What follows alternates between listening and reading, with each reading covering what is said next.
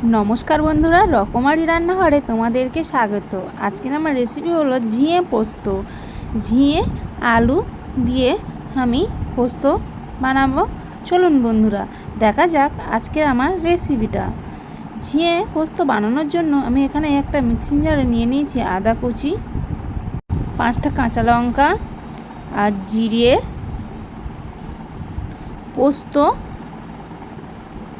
2 চামচ, তোমরা চাইলে বেশিও দিতে পারো, কোনো অসুবিধা নেই। আর নিয়ে নিলাম চালমগজ, নিয়ে এটা আমি মিক্সিং জারে একটা পেস্ট বানিয়ে নেব।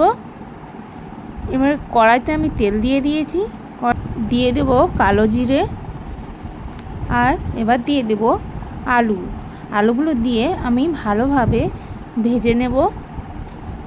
আমার আলুটা রাঙা রাঙাভাবে ভাজা হয়ে গেছে। এবার দিয়ে দেব ঝিঙেটা দিয়ে আবারও ভালোভাবে একটু নাড়াচাড়া করে নেব। এবার দিয়ে দেব হলুদ গুঁড়ো, পরিমাণ মতন হলুদ গুঁড়ো, আর দিয়ে দেব লবণ পরিমাণ মতন, দিয়ে আবারও একটু নাড়াচাড়া করে নেব। নিয়ে একটু কিছুক্ষণের জন্য ঢাকা দিয়ে রেখে দেব। কিছুক্ষণ পর ঢাকনাটা খুললাম, দেখতেই পাচ্ছ জল উঠেছে। এবার আমি উনুনটি হাই করে তুলে জলটাকে মেরে নেব, নিয়ে ভালোভাবে এটাকে কষিয়ে নেব।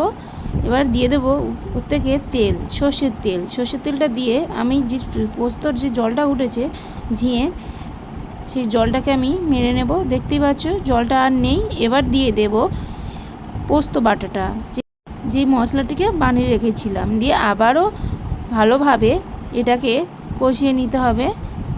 নিয়ে এবারে আমি এখানে অল্প পরিমাণে জল অ্যাড করব। আগে যেহেতু জল উঠেছিল তাই আর জল উঠবে না এখানে। পরিমাণ মতন তোমরা যেমন চাও গ্রেভিটা তেমন রাখতে পারো।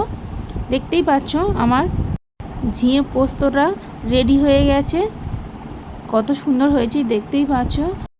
বন্ধুরা, তোমরা অবশ্যই বাড়িতে ট্রাই করো এমনভাবে, দেখবে খেতে খুব সুন্দর লাগবে। আর আমার ভিডিওটি ভালো লাগলে বন্ধুরা লাইক অ্যান্ড সাবস্ক্রাইব করে দিও, আর কমেন্ট করতে ভুলো না কিন্তু।